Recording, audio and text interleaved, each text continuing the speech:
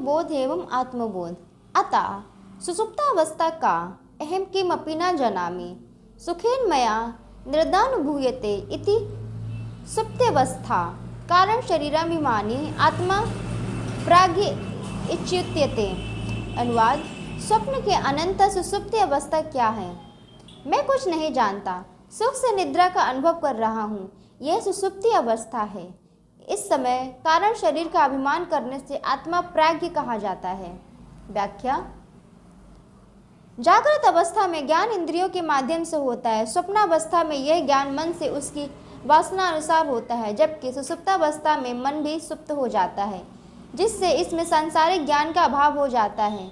इस अवस्था में चेतना का ही अनुभव होता है, किंतु मन की सजगता न रहने से उसे चेतना का अनुभव नहीं होता, मात्र निद्रा सुख का अनुभव होता है। सजगता रहने पर चेतना का अनुभव किया जा सकता है। इस अवस्था में जीव चेतना को अपने कारण शरीर का अभिमान रहता है, वह इसी को अपना रूप मानता है। आत्मा की यह अवस्था प्राज्ञ कही जाती है, जिसमें यह अनुभव स्वयं आत्मा द्वारा होता है। जानने वाला केवल आत्मा है, वह सीधा ही ज्ञान का कारण होता है। स्वप्नावस्था में ज्ञान का कारण मन व जागृत अवस्था में शरीर की इंद्रियां होती हैं। पंचकोशा के अनन्यमय प्राणमयो मनोमयो विज्ञानमय आनंदमय चेती। अनुवादा: पांच कोश कौन है? अन्नमय, प्राणमय, मनोमय, विज्ञानमय और आनंदमय, ये पांच कोश हैं। व्याख्या: मनुष्य का शरीर पांच कोशों से निर्मित है, जिसका कार्य भिन्न भिन्न होते हुए भी एक ही आत्मशक्ति की योजना अनुसार एक दूसरे का सहयोग कर शारीरिक गतिविधियों का संचालन करते हैं। ये पांच कोश हैं। अन्नमय कोश, जिसे स्थूल शरीर कहते हैं। दूसरा प्राणमय कोश है, जिसकी शक्ति से शरीर की क्रियाओं का संचालन होता है। तीसरा मनोमय कोश है, जो सोचने, विचारने, चिंतन करने व योजना निर्माण का कार्य करता है। चौथा विज्ञानमय कोश है, जो बुद्धि का कोश है, यह सही व गलत, उचित व अनुचित का निर्णय लेता है। तथा पांचवा आनंदमय कोश है, जो सुख व आनंद की चाह करता है। इसी कोश के कारण मनुष्य सदा सुख व आनंद प्राप्ति की चाह कर उसी के लिए सभी कार्य करता है, किंतु वह प्रकृति की कार्य योजना से अनभिज्ञ होने के कारण उसके विपरीत कार्य करता रहता है, जिससे वह दुख भोगता है। अन्यथा प्रकृति की अथवा ईश्वर की सारी योजना जीव को सुख, शांति व आनंद देने के ही योजना है। इसलिए दुखों का कारण ईश्वर नहीं बल्कि मनुष्य स्वयं है, जो ईश्वरीय योजना के अज्ञान के कारण स्वयं दुख भोगता है। अन्नमय का अनर्सेने भूत्वा अनर्सेने वृद्धि व्याप्य अनन्य रूप पृथिव्या यदि लीयते तदन्नमया कोशा स्थूल शरीरम। अनुवाद: अन्नमय कोश कौन है? अन्न के रसों से उत्पन्न होकर उसी अन्न से बढ़ता और उसी अन्न रूप पृथ्वी में समाप्त हो जाता है, वह अन्नमय कोश स्थूल शरीर है। व्याख्या: मनुष्य का यह स्थूल शरीर ही अन्नमय कोश है, क्योंकि इसका निर्माण अन्न के रसों से हुआ है तथा अन्न से ही इसका विकास होता है, तथा अंत में मनुष्य होने पर यह पुनः अन्न में पृथ्वी में मिल जाता है। इसके आगे गति नहीं होती। अन्य कोशों की गति स्थूल शरीर की मृत्यु के बाद भी बनी रहती है। यह स्थूल शरीर अन्य चारों कोशों को धारण करने वाला है। इसके न रहने पर अन्य चारों कोश सूक्ष्म शरीर में स्थित हो जाते हैं। प्राणमय का प्राणाधा पंचवायवा बाघादि इंद्रिय पंचकम प्राणमया कोशा। अनुवाद: प्राणमय कोश कौन है? प्राण आदि पांच वायु, प्राण, अपान, व्यान, उदान और समान, और पांच कर्मेंद्रियों वाक, पाणी, पाद, वायु और उपस्थ को मिलाकर पांच में कोश होता है।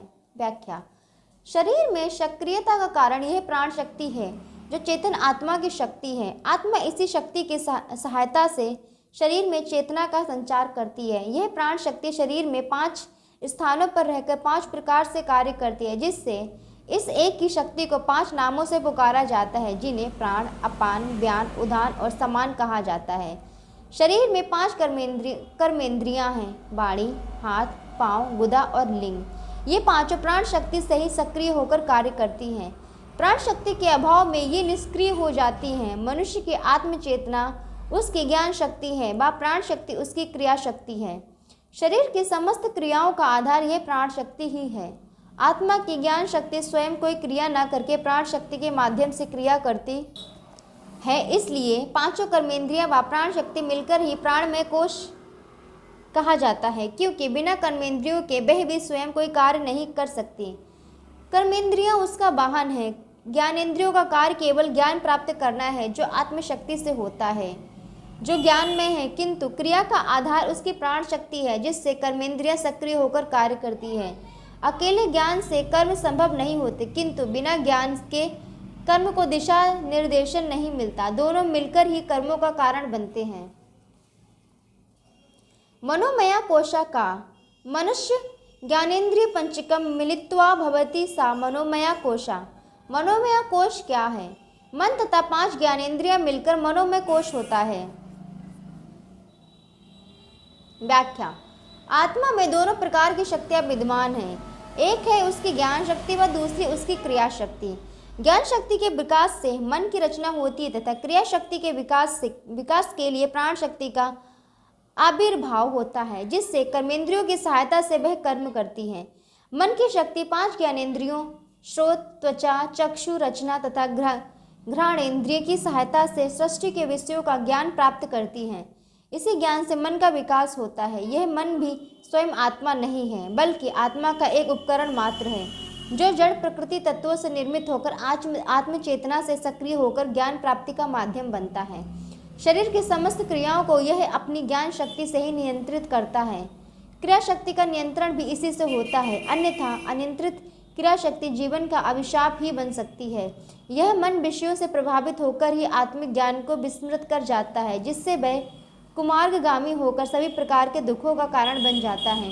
विषयों की आसक्ति का त्याग कर देने पर यह सत्य ज्ञान को ग्रहण करने वाला हो जाता है, जिससे वह आत्मानंद की प्राप्ति का साधन बन जाता है। इस प्रकार मन और उसके वाहन 5 ज्ञानेंद्रियां मिलकर ही पूरा मनोमय कोश बनता है, जो ज्ञान का कारण है। संसार का ज्ञान मन से ही होता है, वह आत्मा के ज्ञान का कारण भी मन ही है। विज्ञानमया का बुद्धिर्ज्ञानेन्द्रिय पंचकम मिलित्वा यो भवति सा विज्ञानमया कोशा।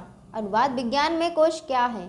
बुद्धि तथा 5 ज्ञानेंद्रियां मिलकर विज्ञानमय कोश होता है। व्याख्या। मन वासना एवं संस्कारों से युक्त होने के कारण उसमें सभी प्रकार के अच्छे बुरे विचार व कल्पनाएं उठती रहती हैं।